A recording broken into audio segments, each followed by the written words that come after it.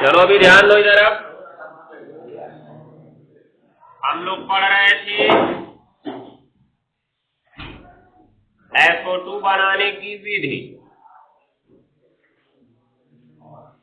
तो SO2 बनाने की विधि में हमने देखा था कि जो विद्युत रासायनिक श्रेणी में कम क्रियाशील धातुएं हैं उनको सांद्र H2SO4 के साथ गर्म करने पर वो H2 नहीं निकालती है, क्योंकि H2 तो हाइड्रोजन से ऊपर वालों का निकालने का काम है ना, वो H2 नहीं निकालती है।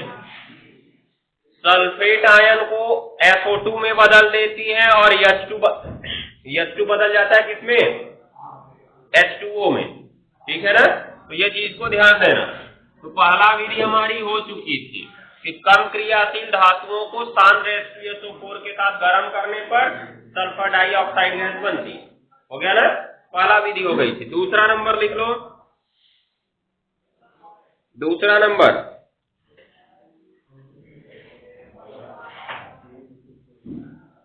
जिप्सम को कार्बन के साथ गर्म करने पर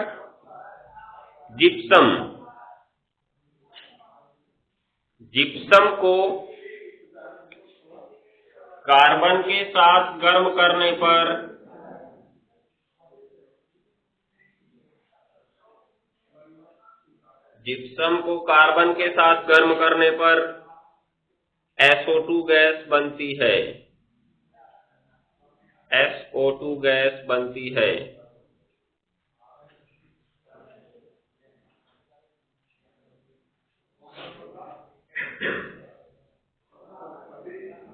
हो गया? अब देखो, जिप्सम का सूत्र होता है CaSO4 इंटू 2H2O। ऐसा ही कुछ था ना? इसको किसके साथ गर्म करना है?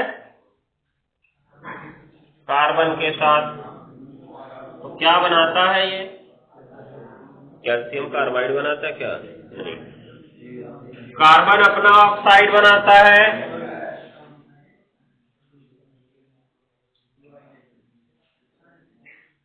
कैल्शियम अपना ऑक्साइड बनाता है। सल्फर अपना ऑक्साइड बनाता है।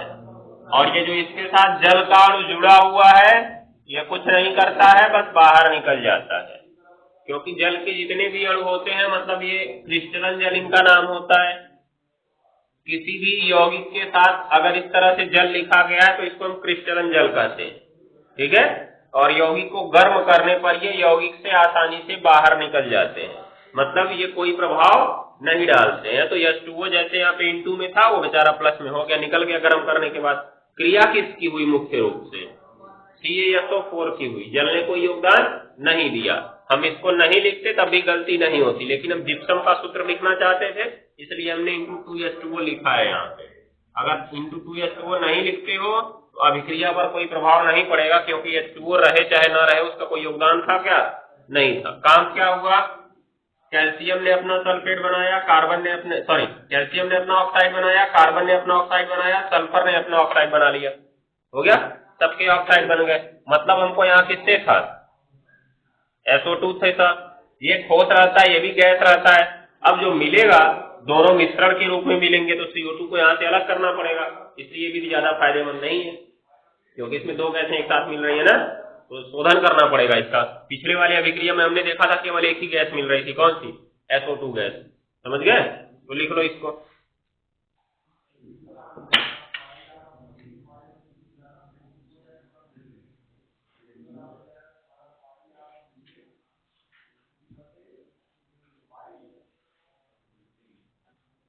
अब लिखो तीसरा नंबर बनाने की विधि में धातु सल्फेट या धातु बाइसल्फेट, या ऐसे लिखो धातु सल्फेट या बाइसल्फेट। नहीं, तीसरा नंबर बनाने की विधि में वैसे लिखते जाओ, धातु सल्फेट या बाइसल्फेट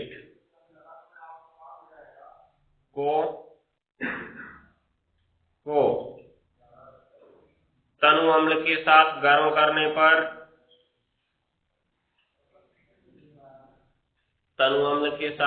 करने पर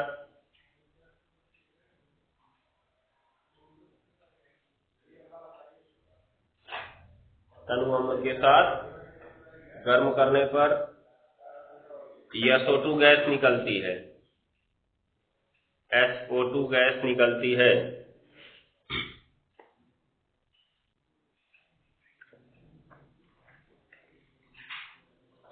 हो गया ना। अब जैसे देखो, अगर हम कार्बोनेट की क्रिया किसी अम्ल से कराते हैं, किसकी क्रिया? कार्बोनेट की क्रिया किसी अम्ल से करा दिया जाए अगर, तो अपना लवण बनाता है, जल बनाता है, और क्या निकलता है बाहर?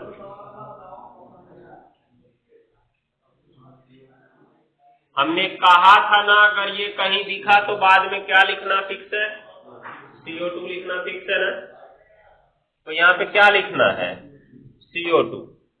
तो ऐसा ही जो यहाँ पे हम पढ़ने वाले हैं उनके साथ है। धातु का सल्फेट लेना है। सल्फेट माने कौन सा आयन? SO4 पे 2- आयन, ठीक है ना। और बाई सल्फेट लेना है। बाई सल्फेट में जानते हो हाइड्रोजन होता है, नाम के सामने बाई सल्फेट लगा, बाई कार्बोनेट लगा, तो इनके साथ उनका एक हाइड्रोजन बचा होता है। जैसे CO3 पे तुम जानते हो 2- ना, दिख रहा है, तो इसे कहते हैं कार्बोनेट। और तुमने एक नाम पढ़ा होगा NaHCO3, क्या बोलते हो इसको? सोडियम बाइकार्बोनेट, खाने वाला सोडा बोलते हो ना। तो बाइकार्बोनेट क्यों पढ़ा था? क्योंकि इस कार्बोनेट के साथ जब एक हाइड्रोजन उसका बचा रहता है तब उसका नाम बाइकार्बोनेट पड़ता है। मतलब यहाँ पे अगर HCO3 कर दें तो H+ बनाता है ना, तो 2 माइनस में से 1 प्लस, मतलब -2 और +1, कितना बचेगा? तब -1 बचेगा ना। तब इसके ऊपर आवेश क्या बच जाता है? -1 बचता है, और Na+ इसके साथ जब जुड़ता है तो नाम पड़ जाता है सोडियम बाइकार्बोनेट। तो ऐसा नहीं था कि उसके विशेष नाम के कारण सोडियम बाइकार्बोनेट पड़ा हुआ था। ये जो एक्स्ट्रा हाइड्रोजन आया था ना, इसी हाइड्रोजन के कारण इसका नाम क्या पड़ा हुआ है? सोडियम बाइकार्बोनेट पड़ा हुआ है। ऐसी जब हम बात यहाँ सल्फेट और बाई सल्फेट की करेंगे, तो सल्फेट होता है SO4 पे 2-।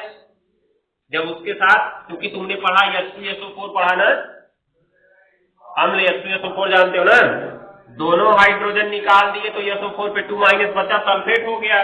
लेकिन अगर हम एक ही हाइड्रोजन निकालें, कितना? एक ही, तो एक इसके पास पड़ा रहेगा ना, दिखाई दे रहा है। अब इसके ऊपर कितना आवेश आएगा? एक का ही माइनस तो आएगा ना, क्योंकि जब दोनों निकले थे तब 2- आया, तो एक निकला तो एक ही माइनस आएगा। तो इसी को हम कहते हैं बाई सल्फेट।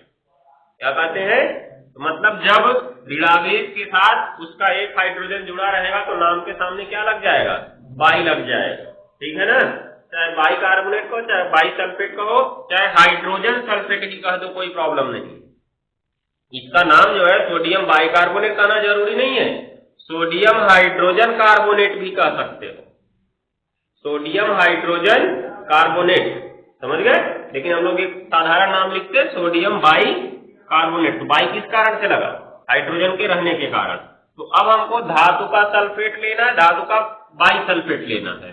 तो धातु का सल्फेट लेना है तो इसके साथ कोई धातु जोड़नी होगी। मान लो हमने Na+ जोड़ा, तो क्या सूत्र बनेगा जी? इसका 2 आएगा इसके नीचे, इसका 1 जाएगा इसके नीचे, देख रहे हो।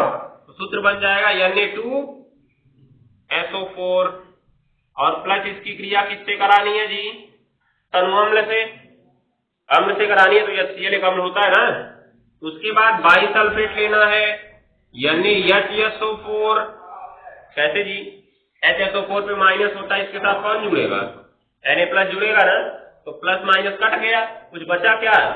नहीं बचा ना। तो सूत्र भी तो सीधे वही हो गया, NaHSO4, दिख रहा है। तो सीधा सीधा इसका सूत्र बन जाएगा NaHSO4। इसकी भी क्रिया किससे करा देनी है? अम्ल से। कौन अंतर दिख रहा है क्या इसमें और इसमें? कोई अंतर नहीं है, बस ये कार्बोनेट है और ये क्या है? सल्फेट है। धातु तो इसमें भी है, धातु इसमें भी है, अम्ल इसमें भी है, अम्ल इसमें भी है। तो जैसा इसने बनाया वैसा ये भी बनाएगा। कहने का मतलब ये बनाएगा सामने NaCl और प्लस क्या? H2O। बस अंतर एक होगा, क्या? जहां पे CO2 निकला है वहीं क्या निकलेगा? SO2 निकलेगा, क्योंकि सल्फेट है तो CO2 थोड़ी निकालेगा। इतना कॉमन सेंस लगा ही सकते हो गया। जरूरत हमको इसी की थी। उसके बाद यहां पर देखो NaHSO4, ये भी वही काम करेगा, कौन सी परेशानी। कार्बोनेट हो चाहे बाइकार्बोनेट हो, इसकी भी क्रिया वैसी ही हुई थी, कहीं पे देखे थे हम लोग ये क्रिया। NaHCO3, इसकी भी क्रिया कराओगे ना तो ये भी यही बनाएगा। क्यों जी, कोई अंतर है क्या? बस हाइड्रोजन का ही तो अंतर है। हाइड्रोजन को जाके क्या बनाना है? H2O ही तो बनाना है, क्या और कुछ बनाएगा? और कुछ तो बना नहीं सकता है, H2O ही तो बनाना है। तो क्या इससे कोई फर्क पड़ेगा? नहीं पड़ेगा। तो हाइड्रोजन रहे चाहे न रहे, बनने वाले उत्पाद पे कोई फर्क नहीं पड़ता है। अर्थात इधर भी क्या बनेगा? NaCl प्लस H2O और प्लस क्या? SO2। संतुलन में नहीं है तो कर लेते हैं, इसको 2 कर दो, इसको 2 कर दो, हो गया का? नहीं हुआ? नहीं हुआ लगता है।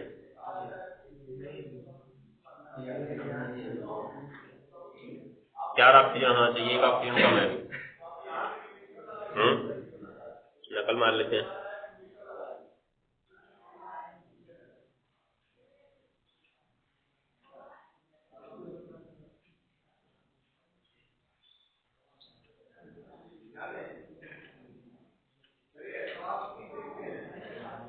वहां पे सल्फेट नहीं लिया, वो सल्फाइड लिया है। क्या करें, हम भी सल्फाइड ले तब 3 वाला।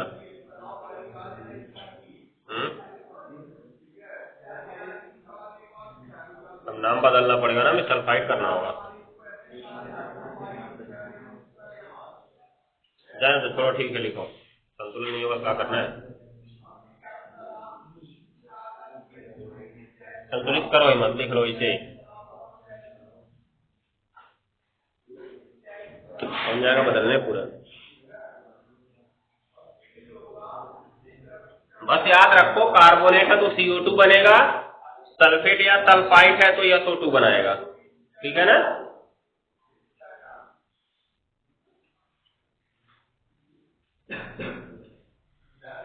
देखो यहाँ सल्फाइड करने से कोई घाटा नहीं होने वाला है हमको। सल्फाइड करने से बस एक ऑक्सीजन की कमी होती है, आवेश सब वही रहेगा। SO3 पर भी उतना ही माइनस होता है जितना SO4 पे होता है।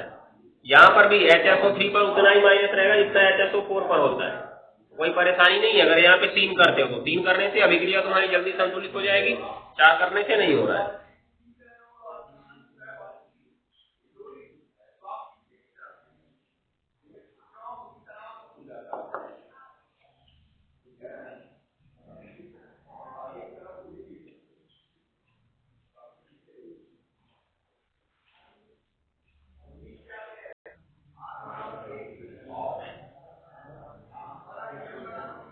अब हेडिंग लिखो, SO2 के गुणधर्म, SO2 के गुणधर्म।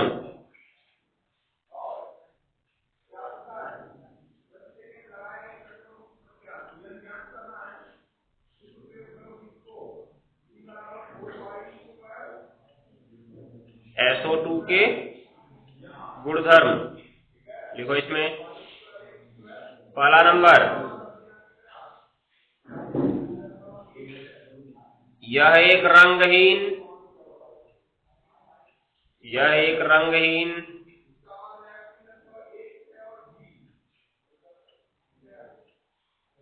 तीक्ष्ण गंध युक्त गैस है।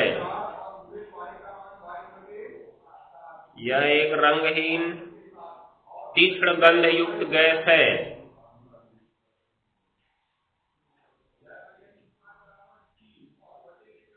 तीक्ष्ण गंध युक्त गैस है। तीक्ष्ण छतरी वाला आधा अच्छा रहेगा, नहीं छाता वाला बना लो तुम लोग।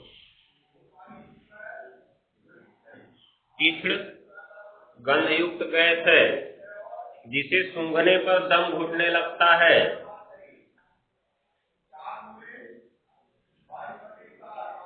अब बताओ ये जल में घुलेगी कि नहीं घुलेगी?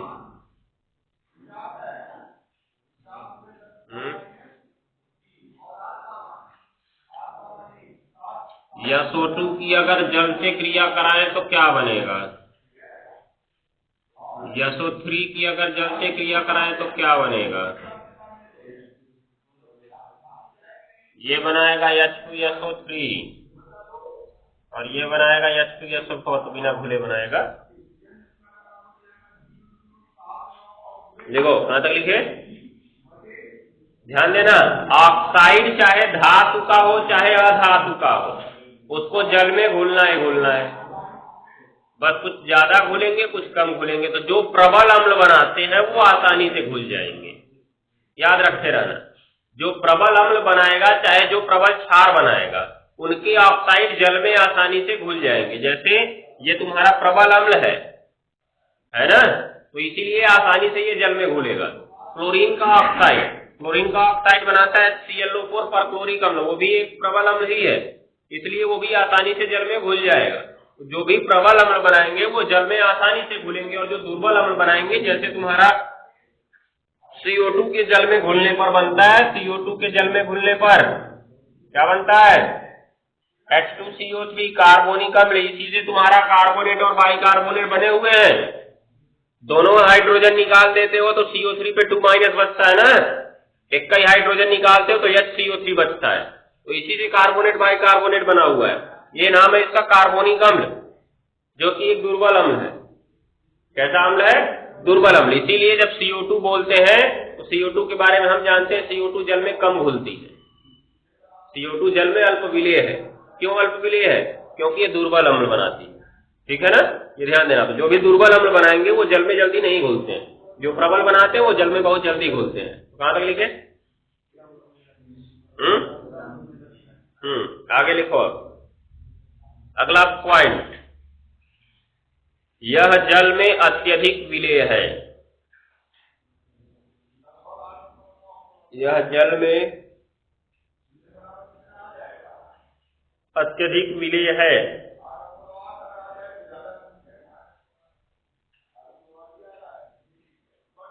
इसका द्रवणांक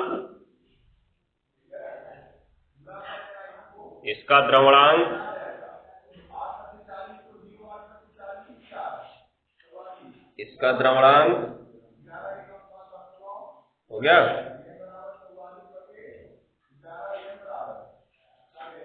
-10 डिग्री सेल्सियस,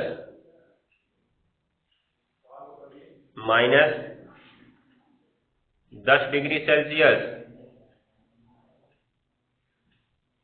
और हिमांक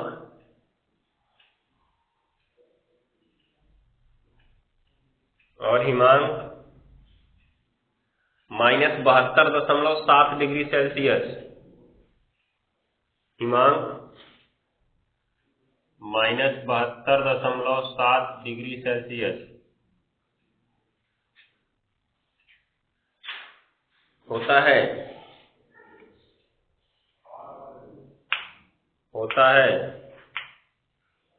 हो गया। अगला पॉइंट,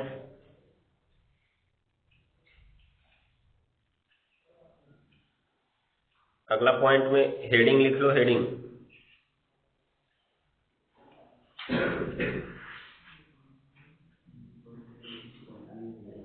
हो गया, लिखो दहन। मतलब इसका देखो, हेडिंग केवल लिखवाए हैं SO2 के गुणधर्म, ठीक है ना। अभी तक के यौगिक में जो हेडिंग लिखवा रहे थे, पहले भौतिक गुण लिखवा रहे थे, फिर रासायनिक गुण लिखवा रहे थे। यहाँ पे हमने केवल गुणधर्म लिखवाया, मतलब इसका भौतिक और रासायनिक गुण एक साथ पढ़ने वाले हैं हम लोग। तो अब ये रासायनिक गुण शुरू हो चुका है, दहन हो रहा है ना, जलाएंगे इसको, तो जलाने के बाद उसके रासायनिक संगठन में परिवर्तन होगा, और जब रासायनिक संगठन बदल जाता है तो उस गुण को हम रासायनिक गुण कहते हैं। क्या कहते हैं? रासायनिक गुण। तो लिखो, कहां तक लिखे? दहन। इसमें लिखो, यह न तो स्वयं जलती है न ही जलने में सहायता करती है।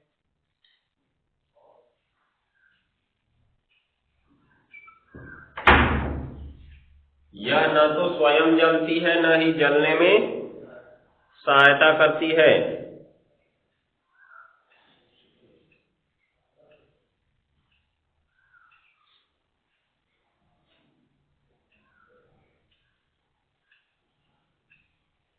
हो गया। परंतु परंतु मैग्नीशियम या पोटेशियम, परंतु मैग्नीशियम या पोटेशियम इसके वातावरण में जलते रहते हैं, इसके वातावरण में जलते रहते हैं।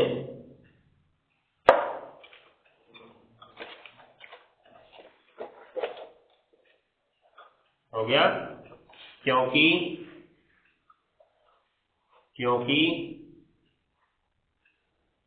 हो गया,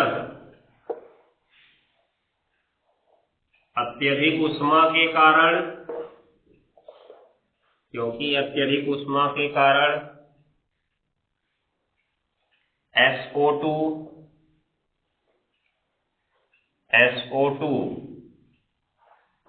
का विघटन, अत्यधिक उष्मा के कारण SO2 का विघटन हो गया, O2 में हो जाता है, O2 में हो जाता है।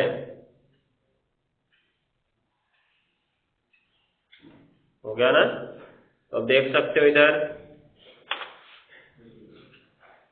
SO2 जो है,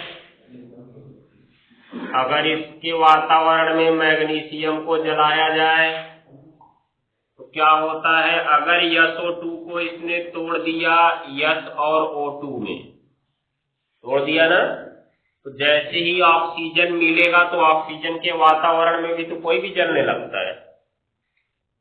अगर ऑक्सीजन मिल गया तो सब जलने लगते हैं ना, क्योंकि ऑक्सीजन की उपस्थिति में ही तो आग लगती है। अब क्या हुआ, SO2 को ये तोड़ देगा किसमें, S में और O2 में। अब जाहिर सी बात है मैग्नीशियम को ऑक्सीजन की उपस्थिति मिलने लगी तो वो जलने लगेगा। अब जलने लगा तो मैग्नीशियम ऑक्सीजन की उपस्थिति में जल के क्या बनाता है, अपना ऑक्साइड बनाता है।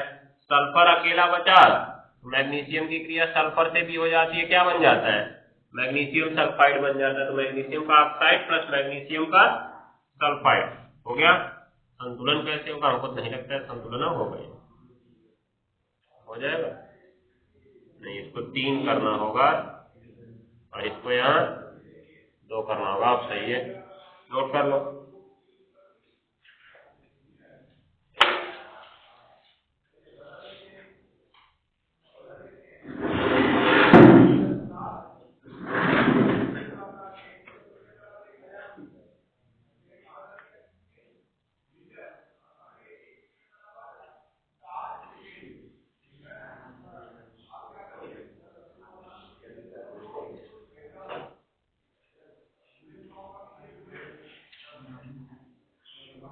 हो गया? अब लिखो अगली हेडिंग, क्लोरीन के साथ क्रिया, क्लोरीन के साथ क्रिया। मतलब उसमें गुणधर्म में अगला नंबर, जैसा तीसरा या चौथा था ना, तो अगला नंबर लिखो, हेडिंग है क्लोरीन के साथ क्रिया। हो गया? तो लिखो इसमें, यह क्लोरीन के साथ जुड़कर, यह क्लोरीन के साथ जुड़कर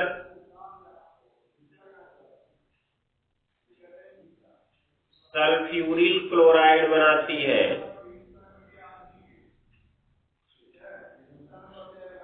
क्लोरीन के साथ जुड़कर सल्फ्यूरिल क्लोराइड बनाती है।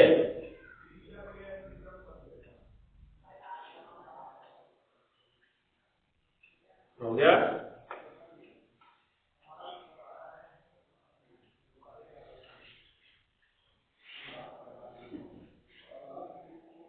देखो अभिक्रिया क्रम आसान है, SO2 प्लस Cl2, कुछ नहीं करना है, बस जोड़ देना है दोनों। हो गया, इसी का नाम है सल्फ्यूरिल क्लोराइड। इसका नाम लिख लेना नीचे, सल्फ्यूरिल क्लोराइड।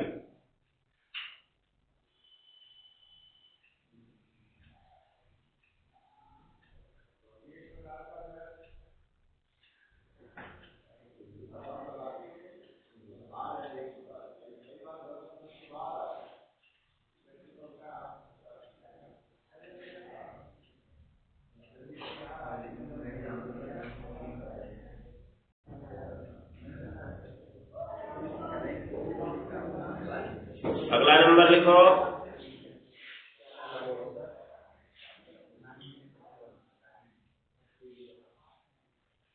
अम्लीय KMnO4 से क्रिया, अम्लीय KMnO4 से क्रिया, वेरी इंपॉर्टेंट, अम्लीय KMnO4 से क्रिया।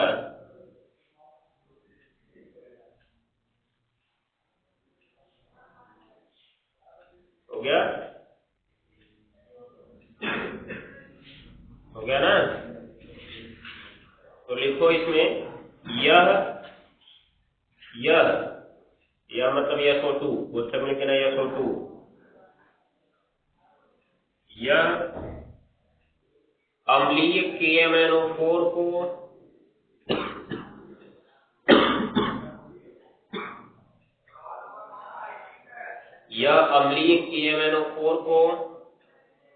हो गया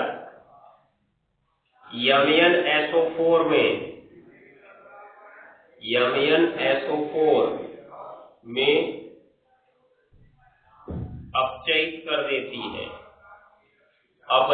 कर देती है, अम्लीय KMnO4 को MnSO4 में अपचयित कर देती है। हो गया ना? अब देखना इधर होता क्या है यहां पर।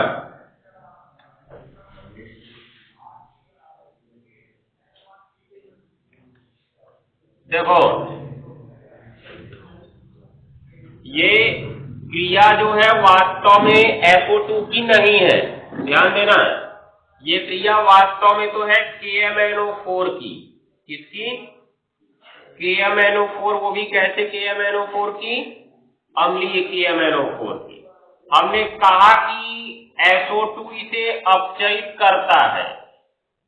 क्या करता है जी? अपचयित करता है। तो जब SO2 उसको अपचयित करेगा तो इसका खुद का क्या होगा? ऑक्सीकरण होगा। और इसका खुद का ऑक्सीकरण कौन करेगा? यही KMnO4 करेगा। क्यों करेगा? क्योंकि KMnO4 एक प्रबल ऑक्सीकारक है। क्या है? प्रबल ऑक्सीकारक। तो वास्तव में ये क्रिया SO2 की न होकर किसकी है? KMnO4 की है। तो आगे अभी जब हम D और F ब्लॉक का तत्व पढ़ेंगे तो शायद इस बार इसको हटा दिया है, इसलिए इसकी महत्ता यहाँ पे बढ़ जाती है, क्योंकि ये रिएक्शन फिक्स है, पूछे जाते हैं। KMnO4 चाहे K2Cr2O7, अगर उनका बनाने की विधि हटाया होगा तो शायद भौतिक रासायनिक गुण अवश्य होगा, और उसमें से एक या दो सवाल इन दोनों में से फिक्स रहता है। इसकी अम्लीय KMnO4 से क्रिया, क्षारीय KMnO4 से, चाहे अम्लीय K2Cr2O7 से क्रिया। हो गया ना? तो कैसे होता है पहले इसको ध्यान से देखो। ये जो KMnO4 और H2SO4 है, तीर के बाद सिंपल होता है, पोटेशियम जुड़ेगा सल्फेट के साथ, मैग्नीज जुड़ेगा सल्फेट के साथ, हाइड्रोजन को किसके साथ जुड़ना है? ऑक्सीजन के ही साथ जुड़ना है, वो तो जल बनाएगा जी। तो अब देखो, जब पोटेशियम सल्फेट के साथ जुड़ेगा तो सूत्र क्या बनेगा? K2SO4, मैग्नीज जुड़ेगा तो मैग्नीज बनाता है यहाँ 2+, क्या बनाता है? 2+। तो क्या बनाएगा? अब SO4 पे 2- कट गया, कुछ नहीं बचा, तो क्या बनेगा सूत्र? MnSO4। हो गया MnSO4, उसके बाद प्लस बनेगा H2O, और चूंकि हमने कहा इसका ऑक्सीकरण किसने किया था? KMnO4 लेना, तो जो ऑक्सीकरण करता है वो ऑक्सीकारक होता है, और ऑक्सीकारकों का काम क्या होता है? नवजात ऑक्सीजन देना। ठीक है? अब होता क्या है, ये नवजात ऑक्सीजन आता है इसी SO2 के पास। किसके पास जी? SO2 के पास। तो SO2 किस में बदल जाएगा? SO3 में। परंतु इस अभिक्रिया में जल भी बना हुआ, और हमने देखा कि ये जल में विलय होकर क्या बनाते हैं? क्या बनाएंगे? अम्ल बनाएंगे ना, ये टाइप से दिख रहा है। तो अब क्या हो गया? अभिक्रिया संतुलित है सब। सारी अभिक्रियाएं संतुलित है। कौन सी? ये वाली। यहाँ पे 2 कर दिए, तो यहाँ पर भी 2 करना होगा, इस समय इसको 3 करना होगा। सही जा रहा है?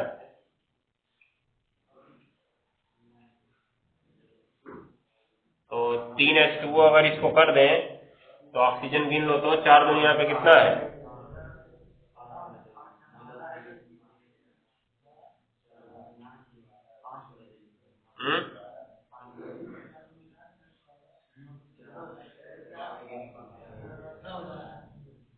कितना हो रहा है?